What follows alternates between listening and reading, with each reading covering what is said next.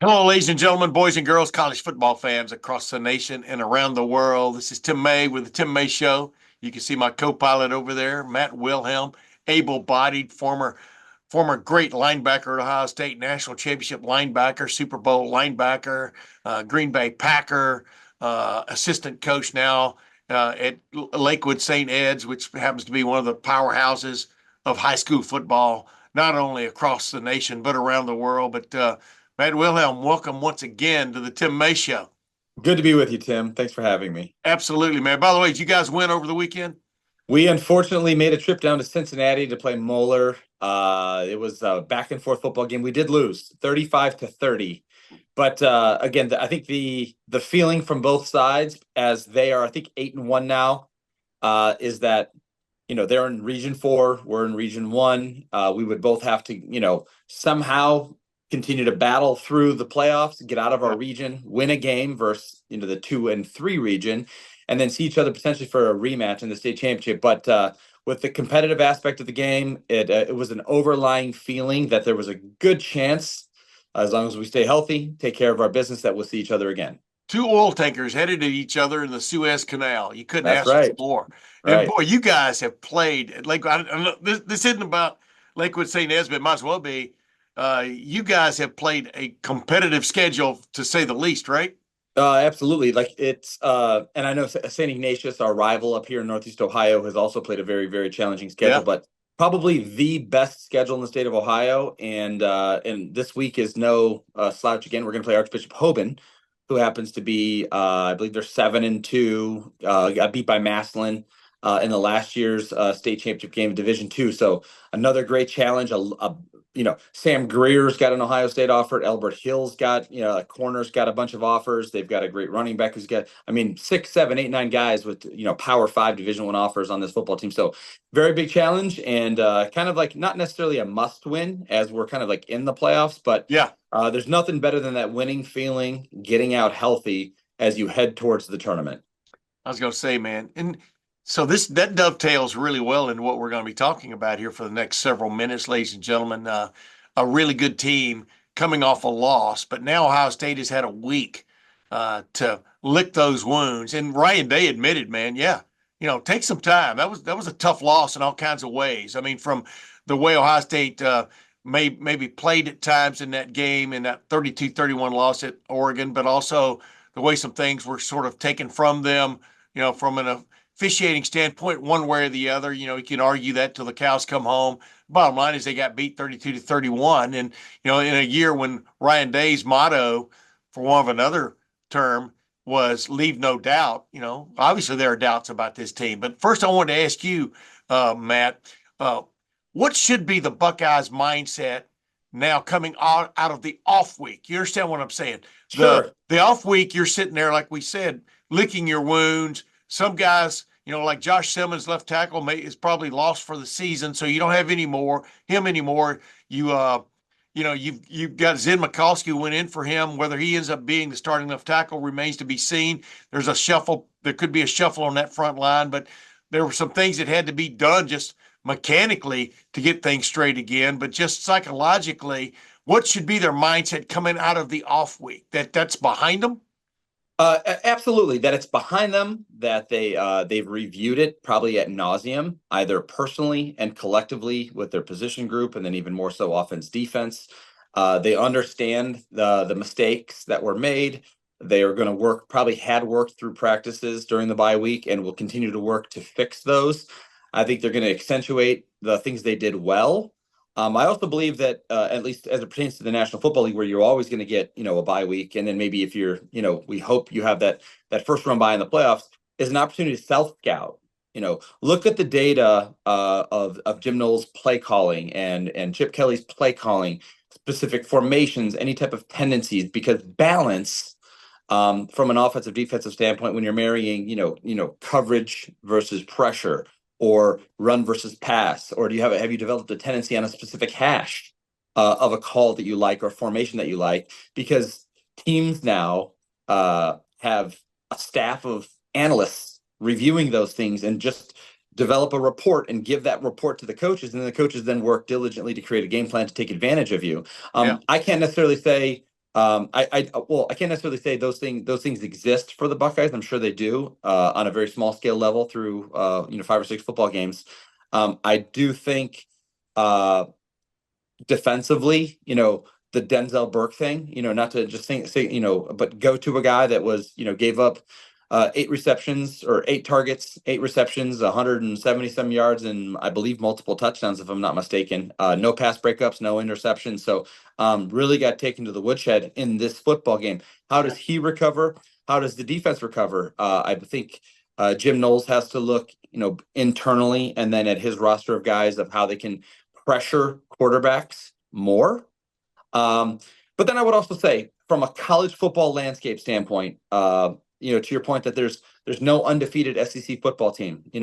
I believe there was both parity at the National Football League level with one remaining undefeated team, and there's an immense amount of parity at the college football level, both in the Big Ten, which maybe not has not played out yet, but we've seen the big matchup between Oregon and Ohio State. We've seen it in the SEC almost on a weekly basis.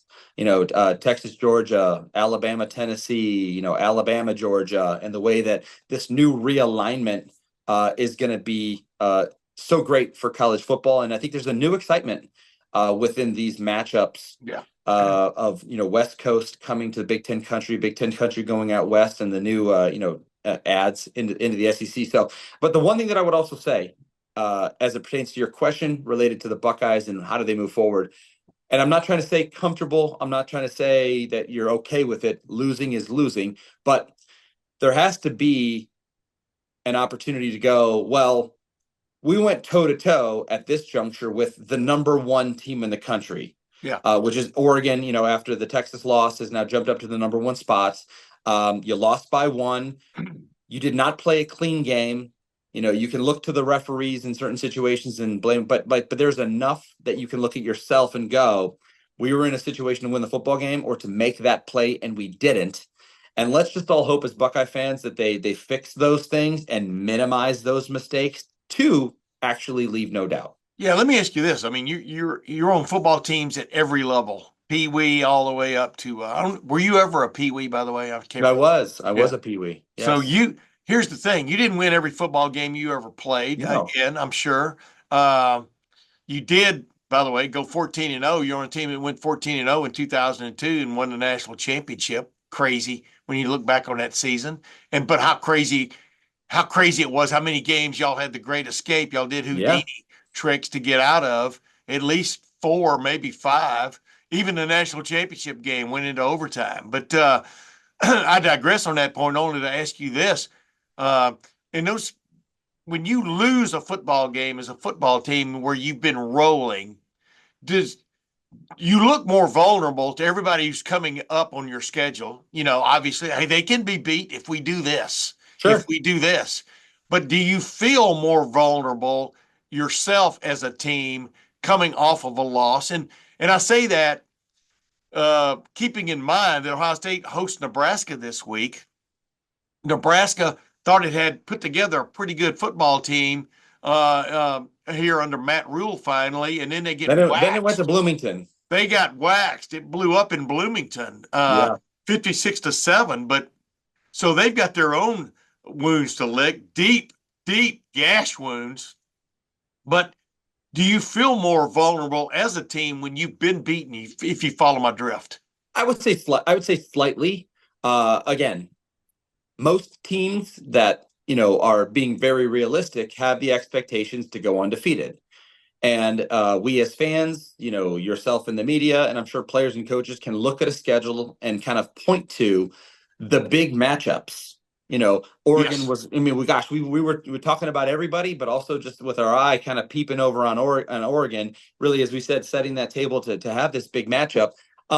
You're Yes, but you don't have time, and maybe the bye week does give you an opportunity to kind of blink and get in your own head about specific things. But then from this point forward, it's like, you know, go. You can now, as a, I don't want to say second season, because it's like, go run the table, with the rest of the scheduled football games that you currently have. You're going to be in the exact spot you most likely would have been if you had beaten Oregon. Like nothing Yeah. would have changed. You would just be a higher ranked seed. And you would also, at that point, you'd control your own destiny in regards to, having that first round college football playoff bye. So Yeah. now you're going to need a potential Penn State and or Oregon loss while also running the table. So your margin for error has gone down, if that is in fact a goal for the football team. Yeah, let me But interrupt you. And yeah, the sure, point, yeah, the point you're making is now your goal, like it always has been, but your goal has been enhanced in the sense of now you want to get into the Big Ten championship game. So there's correct. no room for error really in that regard. When you look at the fact the Big Ten has three teams in the top four, and you've already played one, you're going to play the other, Penn State, Yes, which is number three. I another mean, road it's game. yeah. So yeah, the funny thing was that 3 years ago that was Oregon versus Ohio State, an intersectional rivalry or game that really meant a lot, but it meant little in terms of your conference situation. And Correct. so yeah, go ahead. I mean, it's everything's been blown up now from the standpoint of the new wave conferences, right? It has. Well, the one other thing that I would also say, and this is just a year in, year out thing, given, as you said, from Pee Wee all the way to, professional, is, the character and the culture of a football team and the finishing aspect. Because you referenced the 14-0 football team, and was there some luck involved? Sure. But there was just this innate belief that whether we had to go score or we had to go get a stop, that we Yeah. were going to do it. And again, I'll say this as it pertains, going backwards just slightly, is like at the high school football level, it's like this football team is playing extremely tough, and we're just getting those situations where we're not finishing and we're not winning some of the games that other teams had won in the past. And that's not always just given because you're this powerhouse like Yes. Ohio State, Yeah. like St. Edward, and what we've represented. We're playing again a hyper competitive football schedule, as do the Buckeyes, and it's only going to continue to be challenging every week. But that is something that I think that senior leadership, now, because they've had an error and they've left some doubt. It's their leadership, the coaching leadership, the coaching guidance to, again, be a little bit more hard nosed, to really, like, because leaving no doubt was words, and they had Yes. done it up to a point, but at their first challenge, they left some doubt. They left the door open, right? And to your point Yes. about moving forward, there's some things there's a lot that's not perfect about this Buckeye football team. And other teams, are they going to be as skilled as Oregon? Likely no. At least maybe not the next couple, but until those challenges down the stretch, they're going to attempt to implement with talented football players a lot of the game plan that Oregon presented, which is protecting their quarterback, Yeah. throwing the football down the field against, our defensive backs. But our hope as Buckeye fans is that it's been fixed. We have more pressure. We have tighter coverage. We're not jumping on double moves. We have better eye discipline on the back end. Yeah, that's what I was going to ask you. Give me, and you kind of just did, in my opinion, because see, I've always believed once you get to the playoffs and the big time games, you not only have to be able to throw the ball, you've got to throw the ball. You know what I mean? And that was Yeah. really the backcracker for Oregon against Ohio State, and almost for Ohio State against Oregon. Throw the ball down the field, right? Yeah. And Yes. but I'm just wondering, just give me one Sure. specific thing that you saw defensively from a scheme standpoint, or maybe because I truly believe every scheme is designed to actually stop the play in some Yeah. form or fashion. Sure. But give me one thing that you would change defensively, and then maybe give me just one thing you would change offensively that maybe fans might even pick up on, maybe this week, but definitely against Penn State. Sure. I actually, you said for one thing defensively, I'm gonna marry two things together. Uh-oh, there you go. You're It, doing a Tim May there. I am. Yeah, yeah. Yeah. Ask me one question. I'm gonna ask Yeah. three questions in one. No, it's basically what I'm gonna do is I wrote it down already as in preparation for this, is like, it's more pressure. What does that mean? That means if we're rushing four are delivering more pressure. That doesn't necessarily mean blitz guys, right? Does it Right. mean also, to a certain extent, blitzing more guys? Yes, that could be five, right? That could be maybe scheming things up to bring more pressure, bring different looks that, forces the offensive line to struggle to protect, that gets more pressure. And so that's front end and back end, and it's marrying it up with tighter coverage. Because I think in some cases, and in some games, even taking Oregon out of it, the Marshall game, the Western Michigan game, there were situations here and there where there's just some open, and I think it's mostly in zone, I'll say. There's Yeah. just some open windows, some open, where we don't have pressure, and this, I'll call it MAC level, Sun Belt level quarterback delivers an accurate throw to a guy in zone who almost feels as if he's uncovered, where we're just not playing tight enough zone. Because I know we recruit the guys that are able to play the press man and wipe these guys off the board, but now you have the Oregon film that shows that we are susceptible to get beat as well. So Yeah. I would say, the tight end up the middle in the Oregon game, completely almost like wide open, is a situation where he couldn't have been in man unless somebody didn't do their job. So it had to be some type of zone coverage where they found the void, right up the seam.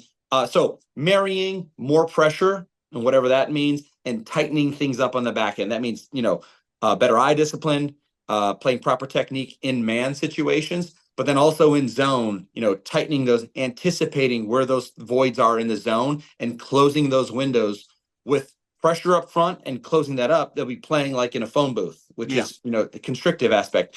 From an offensive standpoint, I think, and this is where there's a massive caveat because of the amount of talent we have on offense. I would hope, and it does not seem so, that we're not taking any aspect of having to distribute the ball to keep guys happy. I know that's not necessarily what's happened in the backfield. We've heard those guys verbalize it.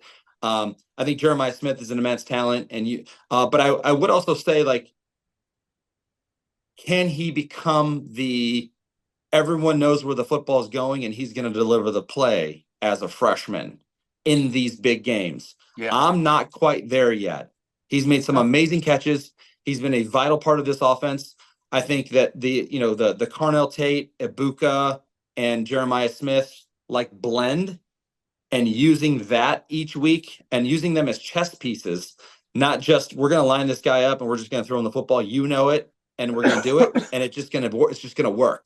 That can work against inferior opponents, but not against the really, really good opponents. So I would say maybe chess piecing our skill players a little bit more offensively.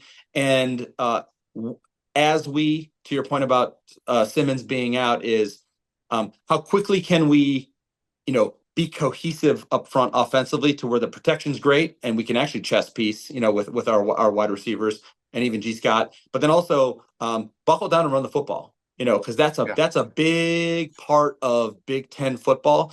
Although we have all the skill in the world and a quarterback who could deliver it, turn around and hand the ball off and get the tough yards when you need to, and imposing your will on someone else is also a thing, and it's always kind of been a thing for the Ohio State Buckeyes.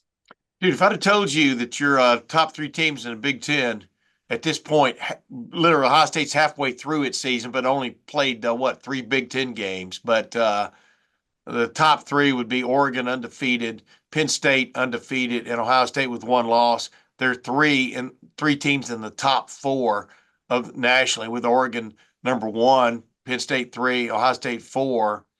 But then you've got an unbeaten, undefeated Indiana. Are you kidding me? 7-0, I think it is. We saw how good Nebraska was looking until it got bushwhacked by the Kurt Signettis. Then you got Illinois dominating, in my opinion, even though the score was 21-7, but they dominated Michigan. I mean, Yeah. Michigan is a shell of what it was the last 3 years. That's just a start. I mean, did you have this at all anywhere in your head that the Big Ten could look like this about halfway through the season?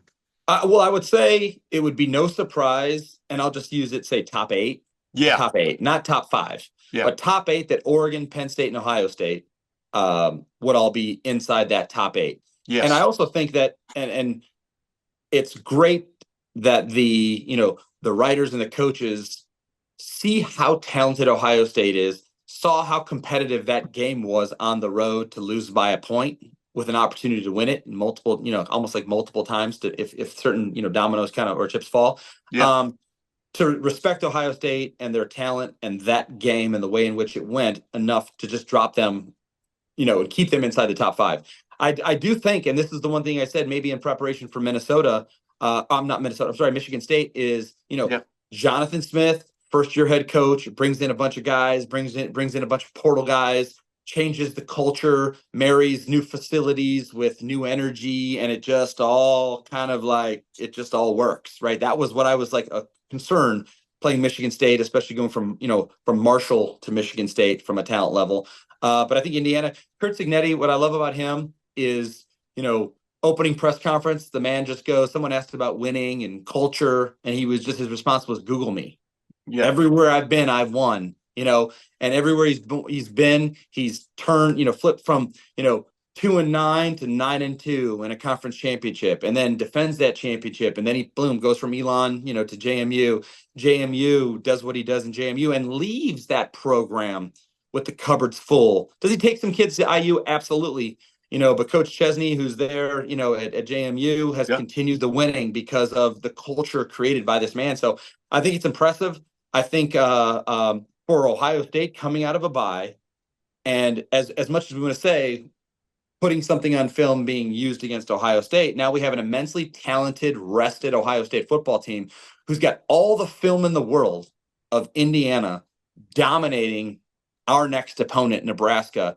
They're coming to us. They've got to be reeling, getting beat by 40 plus points, on the road. And now they're going to go on the road again against probably one of the most talented football teams in the country. Rested, still shuffling some things around, but we'll have that film. We'll be use and abuse that film. And again, it's just very tough from road game to turn around those warts that you have defensively and offensively that have been exposed in 1 week. And then you add the fact that it happens to be Ohio State, is a very good spot for Ohio State. Well, what is the one thing you remember when you were from Pee Wee through the NFL, when you saw a freshman or a rookie quarterback? Obviously, Dylan Raiola is a freshman quarterback, threw 3 picks at Indiana. One former fashion, they were still picks. What is the one thing you want to get accomplished as a linebacker, as a defensive player, as a defense against a guy It's an easy like question. that? I mean, you just want him to be his head spinning on what he's seeing? Yeah, Obviously, absolutely. So it actually goes back to kind of like some of the extent of what I talked about. I'd like to see improved from the Ohio State defenses. It's well, first of all, it's marrying marrying the pressure with the tightened coverage, but also the looks, pre-snap, post-snap look. So you align in something, and you're rolling to something else or playing something else, or the backers are showed up on the strong side, they drop out and you bring weak pressure, and it's not even so much that, we haven't put it on film, right? But you're also just forcing this 18-year-old, 19-year-old freshman that you're going to live by and die by, and again, for right now, it might not be that great in Nebraska, but there will be a benefit to starting this guy, especially a legacy kid like a Raiola, for the benefit of the Nebraska program. But it's having him process information faster than he either wants to, or again, is that 18 or 19-year-old that he can, with the talent level that Ohio State will bring, right?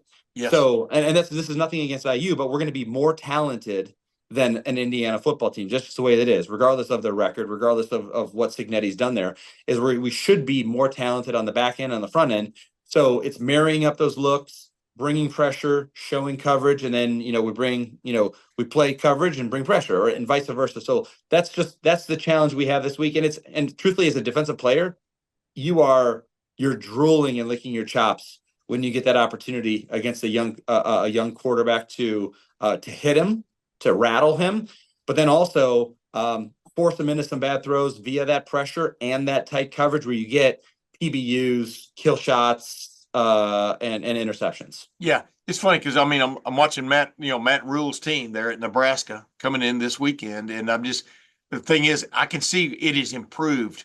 I thought I was stunned really by the score, because I thought one of the places they definitely addressed over the last 2 years was on the defensive side of the ball. But same.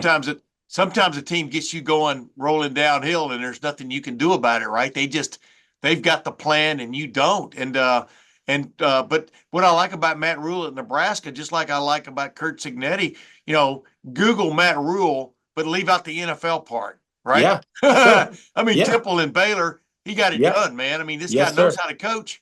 but they still don't quite have all the pieces, right? Well, and I also think like, and only because, like, my son's kind of like in that like recruiting, thing going on, right, for him as a high school football athlete, is Nebraska is on the cusp of something so great. Yes. The facilities, the fan base, the legacy of Nebraska football and what that represents. But now, and I also think like that has all been tarnished for about like a 15, at least a decade, a 10-year window where Nebraska football was irrelevant. So if you look at from a recruiting standpoint, you can't get kids, right? The kids Yeah. want to go to the premier program. And when you're irrelevant, and maybe even some cases irrelevant since you've joined the Big Ten, which is now what, 6, 8, 9 years? I don't even know what it is, but you've yet to truly Longer put a than that, team. but you're Okay. right. Go ahead now. You've just struggled to put a team together to compete for a conference championship. So you just fall into that middle lower quartile of a conference and you get lost. And so the kids that you go chase on the recruiting trails are, in some cases, what's left after the bigs, and I'm not even talking about take the SEC out of it. I'm just saying the Ohio States, the Wisconsins, the I'll say the Iowas probably going to Nebraska and go get those kids. Yeah. They go into their backyard and pull kids to come up and win, go to bowl games, play in the Big Ten championship, via the old setup at Lucas Oil Stadium, and Nebraska just hasn't. So Matt Rule's got to undo that, and that's where the influx of NIL, the influx of the money into the facilities, because I think Nebraska's got like almost like second to none or second to a few type of facilities, but you got to win. The kids want to win. Now the kids want to make money. The kids want to get developed. The kids want to be in an amazing atmosphere, which, Nebraska has shown they can be. They just got to get over that hump by winning and competing here in the Big Ten. Hey, give me a short answer to this. Sure. Alabama now has two losses. One's to Vanderbilt, one's to Yeah. Tennessee. They can't beat anybody in the state of Tennessee, it does appear. um, should Alabama in this new look, and the reason I'm asking because everything's premature anymore because there are people that can beat each other. Alabama can run the table now, you know what I mean, and possibly still be maybe in consideration for the SEC championship game, but definitely in consideration for the college football playoff. But should it be at this point? I mean, just a year ago, they wouldn't be one of the top four teams in the country by any. I don't know how they could finish and be one of the top four teams in the country if you follow my drift. Of But course. but I just want your quick take on Sure. uh, is the beauty of the expanded playoff to 12 teams that yes, you know what? It looks like an Alabama season may not be over in the Yeah. sense of having a shot. Yeah, absolutely. I think that's the intrigue that college football has created with the realignments at one level, Yeah. and then also the expansion of the 12-team playoff, because um, it's going to become must see TV for college football fans, because the same deliberation of 3, 4, and 5 of the 14 playoff is now going to be the 9, 10, 11, 12, 13, 14. Yes. Who's outside looking in and who's inside looking out. And you're going to be comparing resumes to, maybe a undefeated group of 5 or a 12-1 group of 5 versus a Bama with, a 2 team who's lost to, Vanderbilt, who's now rebuilt to a solid program. But like, it's that intrigue of the choice of this committee on who gets in and who's out, and what value they put on their quality wins versus losses and so on. So and I'm sure there's no algorithm for it, and that's why there's committee members to think for themselves and then collaboratively, pump out who those 12 are going to be. Hey, when I say short, man, I mean that was like a 2 minute answer, but that's That was okay. 40 seconds. I know. I'm just messing with you. Uh, I'm the worst guy to complain about anybody talking too much. Hey, last thing, what do you want? Just on a flat. Ohio State's the number 4 team in the country now. They're not number 14. They're not number 24. Number 4 team in the country right now. People still hold Ohio State in high regard. So I'm going to ask you this. Let's play like you're sitting in Wyoming and you have no chicken in the fight here. Pardon the expression. That's an old since I just got off the Oregon Trail, That's an old thing they used to do during when they would circle the Conestoga wagons and to kill time at night. But let's say you're sitting there. What do you want to see from Ohio State this weekend against Nebraska to rekindle? I mean, Sure. and because you're a human being, you're going to take into account. Wow, Ohio State looked really good, but you know what? Nebraska got drilled by the Kirk Signettis last week in Indiana. Yeah. 56-7. So, what do you want to see from Ohio State? This can be an easy, quick answer. I want to be entertained. And what does that mean? Yeah. That means I want to see those chess pieces offensively used appropriately. I want to see explosive runs on the ground. I want to see explosive pass plays to our talented wide receivers. I want to see, of course, great quarterback play. And then defensively, I want to see constriction. I want to see pressure. I want to see tight coverage. I want to see, it doesn't necessarily mean it has to be a goose egg, or a shutout, but I just want to see like constriction of someone imposing their will on an inferior opponent. And to a real football fan, it's entertaining to see the basketball on grass, who we should kind of be on offense, Yeah. and limiting and taking away the football and inability to run and pressure on the queue and competitive pass breakups, interceptions, overthrows on the back end. Yeah. And when you say basketball on grass, you also mean the Tom Izzo type of basketball on grass where they're very physical inside. Absolutely. When you think Absolutely. about a basketball team practicing with shoulder pads on, that's the kind of imposing physical nature. It really means everybody scores, everybody's success, everybody can touch the ball, everybody doing, playing to their best is what I mean when I say basketball on grass. Well, ladies and gentlemen, basketball coach also, Matt Wilhelm.